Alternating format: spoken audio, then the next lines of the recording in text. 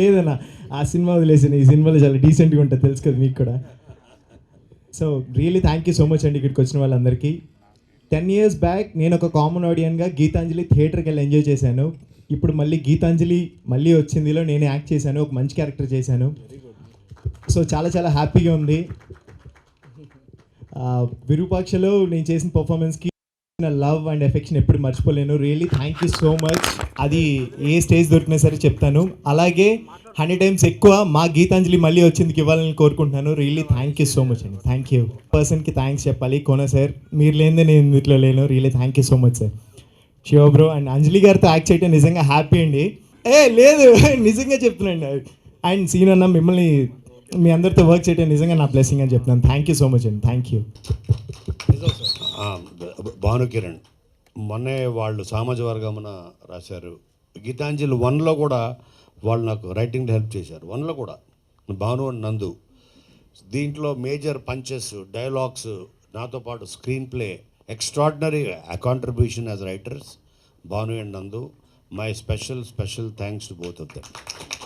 టీమ్తో నుంచి ఇప్పుడు ఎలాంటి క్వశ్చన్స్ వస్తాయో చూద్దాము. కెన్ వీ హ్యావ్ నా మైక్ ఇవ్వాలా? ఉందా మైక్? Yeah please.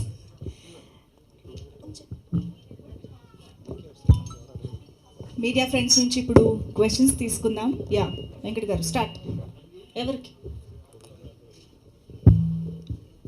ఒకసారి మీ పేరు, మీరు వర్క్ చేస్తున్న ఆర్గనైజేషన్ పేరుతో స్టార్ట్ చేసి అందరూ బాగుంటుంది కదా ఇంట్రొడక్షన్. Yeah yes. ఎవరికి? అంజలి గారు. హాయ్ అంజలి గారు. నా పేరు వెంకట్, 10TV. హలో అండి. మేము ఫస్ట్ అంటే గీతాంజలి చూసిన తర్వాత మళ్ళీ గీతాంజలి 2 చూడబోతున్నాం. ఈ మధ్యలో మేము అంటే ఫస్ట్ ఎక్స్పెక్ట్ చేసింది 2 నుంచి మమ్మల్ని బాగా అలరిస్తున్నారు. అంటే ఇది 2 చేయడానికి కారణం ఏంటి? మేము 1 చేసి అది రిలీజ్ అయ్యి అంత పెద్ద హిట్ అయినప్పుడు దానికి గీతాంజలి తీస్తే ఇది పక్కన పెట్టిన దీనివల్లేనా అది బ్లింక్ సరికొత్త ఎఫెక్ట్లు వస్తున్నాయి ఇవాళ గీతాంజలి వల్ల. గీతాంజలి ఓకే ఓకేనా? యా ఐ థింక్ స్టడీ పర్లేదులేండి, మంచి హారర్ ఎఫెక్ట్ వస్తుంది. So Geetanjali part 1 first part release అయ్యి అంత పెద్ద హిట్ అయినప్పుడు మేము పార్ట్ 2 తీయాలి అని అనుకున్నది.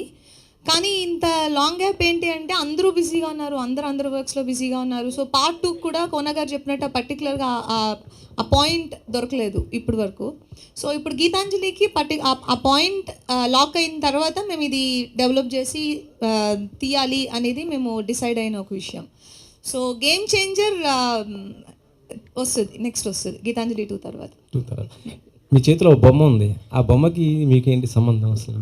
ఇవ్వండి, ఇచ్చేయండి. దాన్ని అదే ఆమె కొనుక్కొచ్చింది డబ్బులు. ఇన్వెస్ట్మెంట్ కాదు, తిను యాక్చువల్గా ఒక ఇంపార్టెంట్ రోల్ ప్లే చేస్తుంది మూవీలో. అందుకనే ఒక స్పెషల్ ఓపెనింగ్ అండ్ ఇవిడికనే ఒక ఇంట్రొడక్షన్ ఇచ్చింది. అందుకనే మీరు అది మూవీ చూసినప్పుడు మీరు బాగా థ్రిల్ అవుతారు, మీకు నచ్చుతుంది. ఫస్ట్ పార్ట్లో బ్రహ్మానందం గారి క్యారెక్టర్ కూడా చాలా బాగుంది. ఆయన దీంట్లో లేరు కదా, అంటే ఎందుకు తీసుకు